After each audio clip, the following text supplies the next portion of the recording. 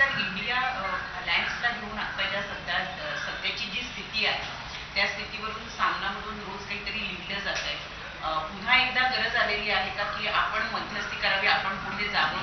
कारण ज्या पद्धतीनं दिल्लीमध्ये सुद्धा काँग्रेस आणि आप वेगवेगळे लढत आहेत, त्यावर राष्ट्रवादीचा काय स्टँड आहे? दोन गोष्टी आहेत की इंडिया आघाडीमध्ये ज्यावेळेला आम्ही सगळे एकत्र असतो त्यावेळेला आमच्याबद्दल देश पातळीवरच्या ज्या संघटना आहेत, निवडणुका आहेत, त्याच्यामध्ये एकत्र येण्याच्या मुद्द्याचा विचार होता.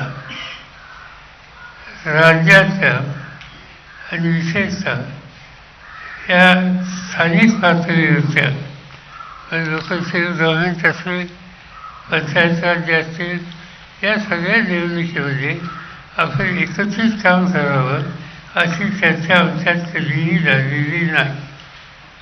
पण आता ज्या पद्धतीनं वृत्तपत्रांनी तिची नोंद घेतली, ही घेतल्याच्यानंतर कमीत कमी राष्ट्रीय पातळीवरच्या इस्यूच्यावर आपण एकत्र येण्याची जी भूमिका आहे त्याच्यात सातत्य ठेवण्याची आवश्यकता आहे आणि तसा प्रयत्न माझ्याकडून या सगळ्यांना नियंत्रित करून केला जाईल.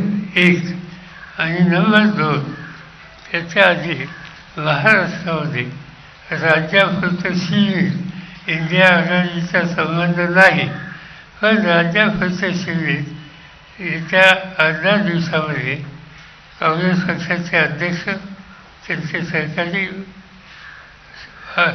शिवसेनेचे नेते उद्धव ठाकरे, त्यांचे सहकारी जयंत पाटील आणि आम्ही एकत्र बसून या सगळ्या गोष्टींचा विचार